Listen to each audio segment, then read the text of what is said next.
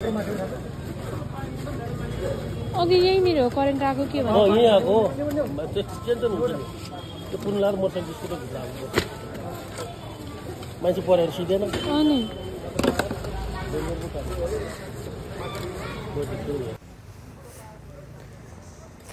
Hello नमस्ते यो चाहिँ आजको अवस्था हाम्रो बाङ्गेमुडामा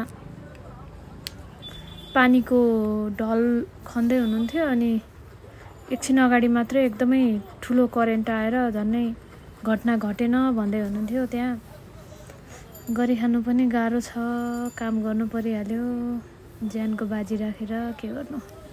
यो चाहिँ आजको अवस्था हो हाम्रो असन ठ्याक्कै कहाँनिर भन्दा बाङ्गेमुडा यो डेन्टल लाइनको हो। दिनभरि बत्ती पनि छैन।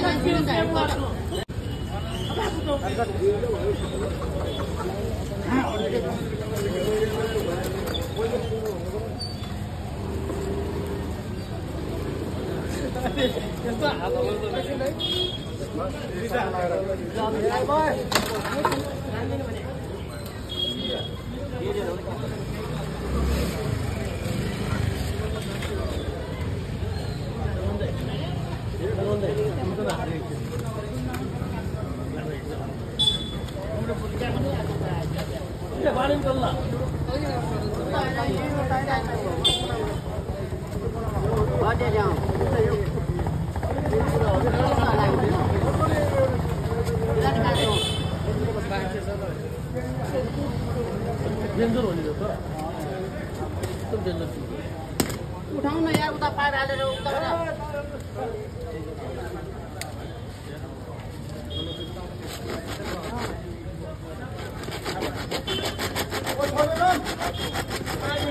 के भयो आउँदैन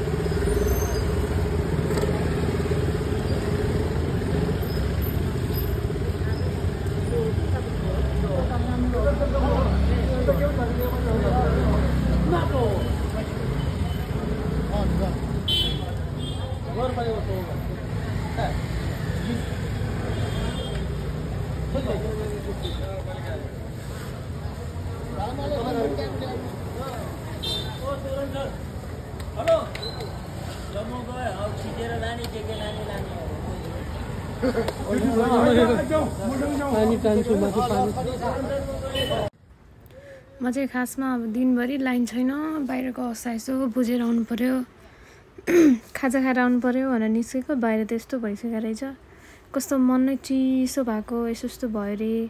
धन्नै मान्छे नबित्नु भएको करेन्ट लागेर एक्कासी भन्ने कुरा सुन्दा त कस्तो मनै चिसो भयो। अनि त्यसपछि म अगाडि लागेँ बाङ्गेमुडा चोकतिर, यसो केही खाजा खानु पर्यो भनेर निस्केको बाहिर।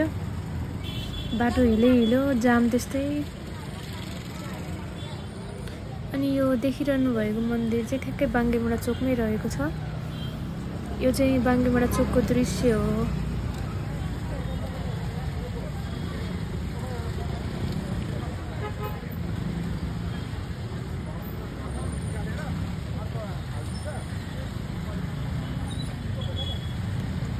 के गर्नु, गरी खान पनि गाह्रो छ, धेरै गाह्रो छ। ज्यानको बाजी लगाएर काम गर्नुपर्छ। त्यही कुरा सम्झेर मन चिसो भइरहेछ मेरो त अझै पनि।